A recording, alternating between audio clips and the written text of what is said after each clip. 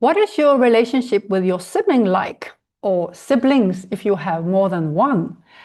Are you the responsible one, the fun one, the creative one, or the one that always pays for things? So why do we have such different relationships with our siblings? This is something that can be seen in the chart. I'm Charlotte Westerheim. This is my Dancing Astrologer channel, and let's dive in. So when we are looking at the sibling relationship within our own chart, we are looking at the third house by whole sign.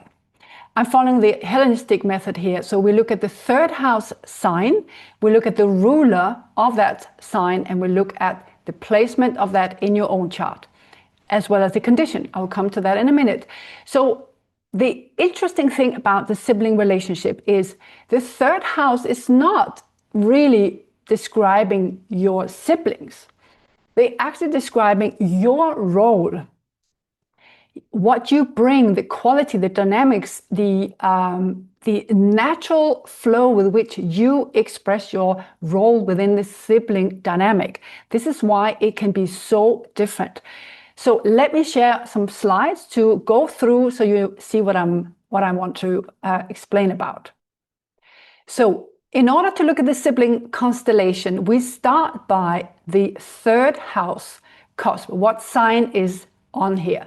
So that will say a lot about your approach to your sibling relationship. Let's say you have Leo at the cusp of your third house. You might naturally want to take on a leader role. You know, the one that initiates stuff, is the leader, the natural leader. They want some audience, they want some attention, but they're also very giving and they're very generous with their time, very inclusive and very fun to be around. Now, then you have to look at the next point would be the ruler of that Leo, that would be the sun. Where is the sun placed in your chart? And that would obviously say something very important about how you, what you bring, what kind of dynamic, what are qualities, what flavor you bring to your relationship with your siblings. And this being the sun, this will always be very, very personal because your sun in your chart is your core identity. The next thing is to see what house does that fall in, what kind of area of life will this play out. If it's the 10th house, it might be taking on a leadership and responsibility around showing the way with career and what your job might be, your education, or simply just being always the responsible one in the family dynamic. So we look at the ruler's house. We also then look at the condition of that ruler. Is it in a sign that is supportive of its quality or in its fall? Next is the aspect. Is it easy flowing or are there any challenges in forms of squares or oppositions?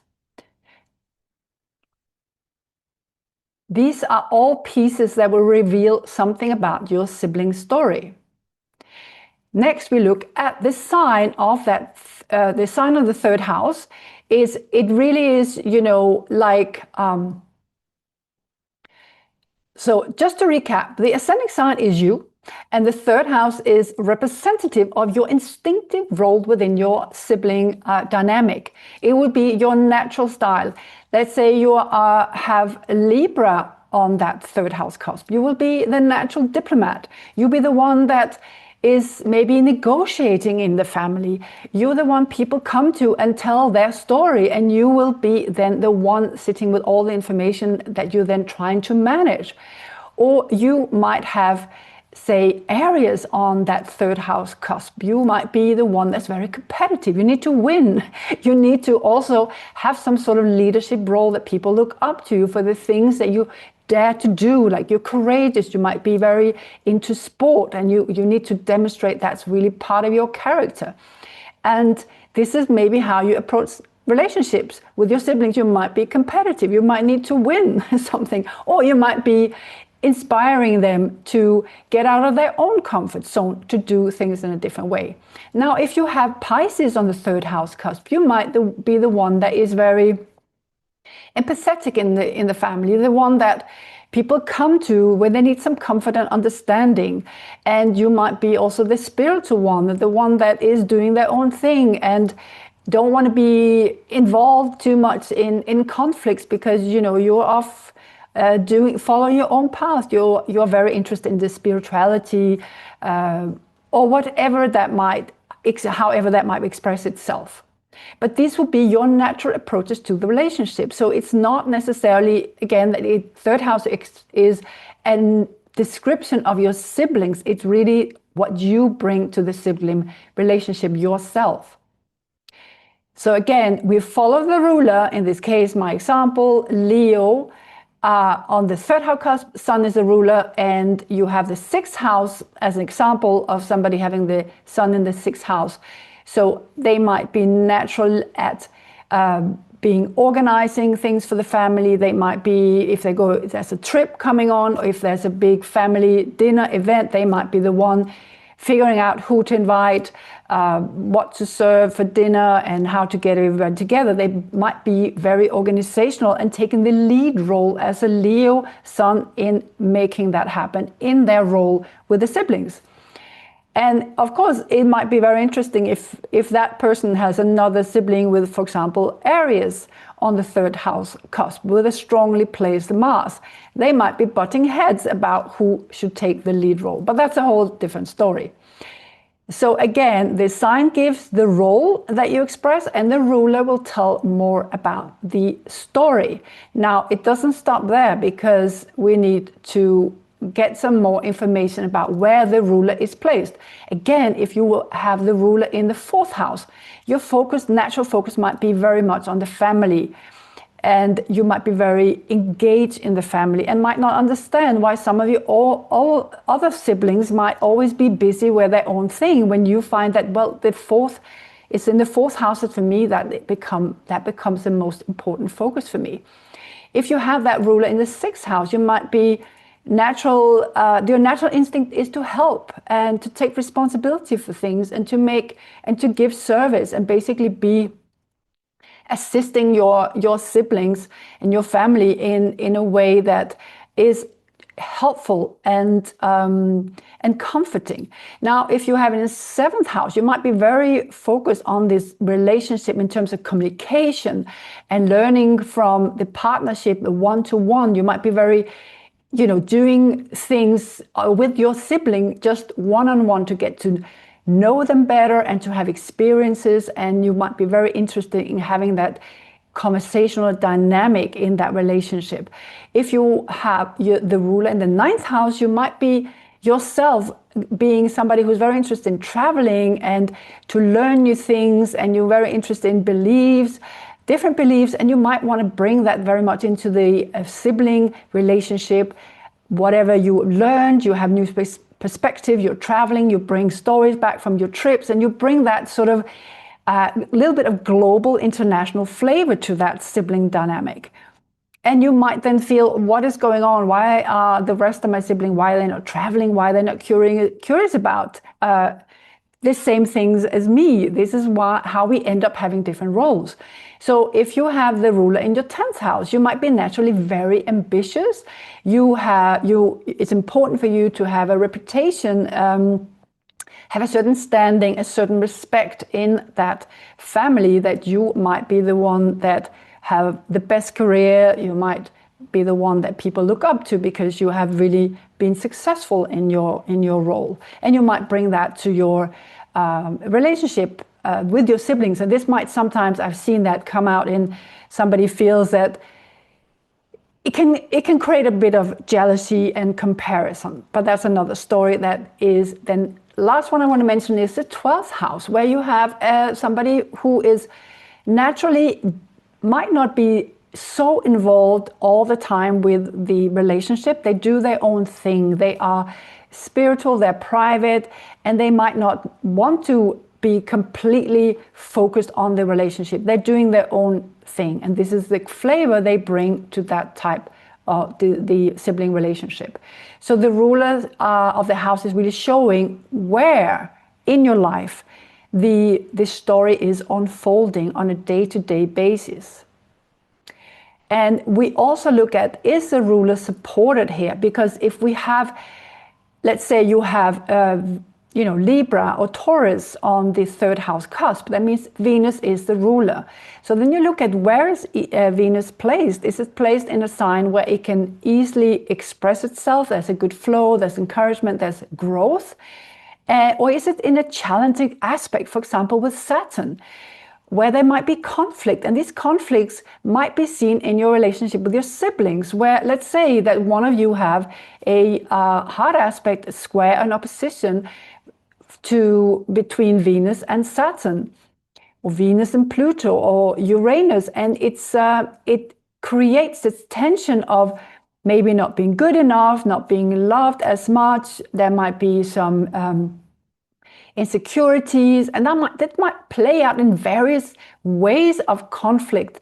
That then is you can trace it back to your own chart and see what is playing out based on your chart and what you bring, and see where is your part in this, and what can you learn from this dynamic, as well as the other person have their own responsibility of what they're bringing, and whatever their challenges, aspects are to their third house ruling planet.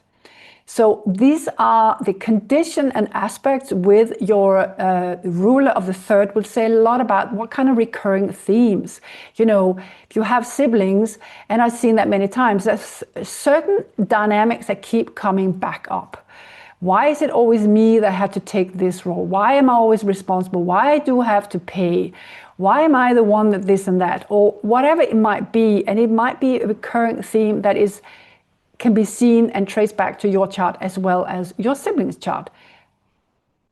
Finally, if there's any planets, no, it's not finally, but there is also the very important point here, that what kind of planet might be living in your third house, because that will, together with the sign and the ruler of the third, will give a flavor of its own. It has its own energy and dynamic and flow.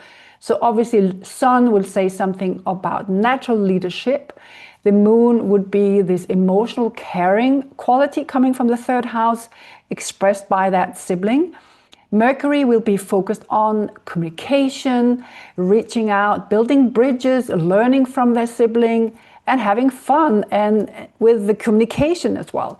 Venus is about harmony and everybody getting along. It's about love, and it's about enjoyment and having fun, and absolutely make the most of the relationship with your sibling in a positive, loving, and caring way. The Mars might be a lot about being courageous, bringing things up that might be hard to discuss, but for the better in the long run, that you sort out conflicts to move forward. It can also be that competitive streak where you need to win and be a little bit better, and in that way also make other people bring the best out of themselves. So that you have Jupiter is natural about growth, about learning and expanding your view. You're having an open mind, having a wider horizon. It's also often about generosity, and it's about sharing the goodness that you have yourself. So there can be a very positive placement if you have Jupiter in your third house. I also seen this indicated where there's many siblings. It's like with Jupiter, it always expands whatever area it touches. So then we have Saturn, and here we can see if you have Saturn in your third house, you might be naturally the one taking on this responsibility for the relationship, for the siblings, for the family. That might be a role that you thrive in, you enjoy, and it might be a role that sometimes you feel a little bit resistant to keep doing. So you can see how if you have imagine you have siblings with one of these planets or sometimes more, and you can see how they will play out their role coming from their chart as well as yourself, based on what planet do you have in your third house. What is natural for you to express? Is it more natural to bring the Venusian, harmonic, balancing flavor, or is it more the Mars, courageous, a little bit of discussion, a little bit of competition? What is natural flow for you? What role are you naturally leaning towards? So the planets in the third house, it adds the color, and it's emphasizing also that lived experience we have within our sibling dynamic. And so Finally, this slide, follow the story, the house, where it shows up, what kind of life area is emphasized. You know, your sign is your natural role and style, whether that's fire or earth, water or air. That will say a lot about your approach.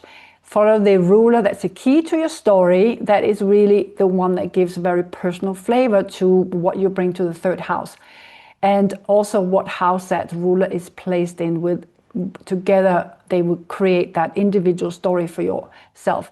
Then we have the condition, is it supportive or challenged, and any aspects will also show up as certain recurring themes and dynamic between you and your siblings. So when you piece all this together, there's stories emerging about your role. So again, it's not just describing your siblings, it's also revealing a lot about the role that you naturally play among them.